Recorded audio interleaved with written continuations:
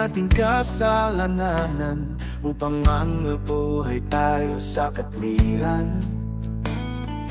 Bago nilalang ang mga sanlibutan, itinalaga ng Diyos upang makarating sa kaluwalhatian.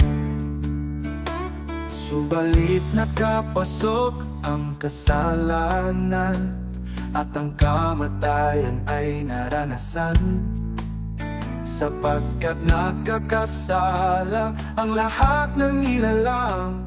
Subalit tayo'y may tagapamagitan. Si Kristo ang puno ng ubas, tayong mga sanga.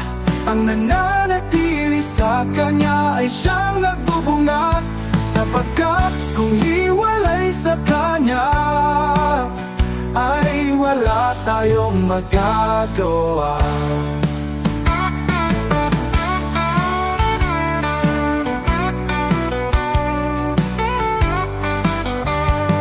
Sundin sa lahat ng tao ang kapayapaan, ang Panginoong Jesucristo ang tagapamagitan. Patuloy na lumakad sa matuwid na daan, sapagkat siya ang kinabubuhian. Si Kristo ang puno ng ubas, tayong mga sanga.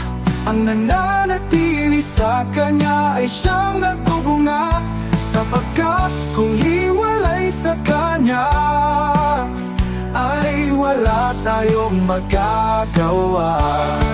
Sapagkat Kanya at sa pamamagitan Niya at sa Kanya ang lahat ng mga bagay.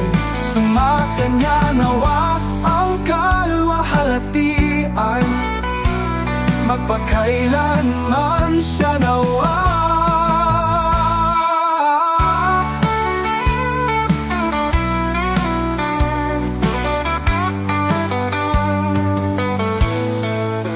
Si Kristo ang puno ng ubas, tayong mga sanga.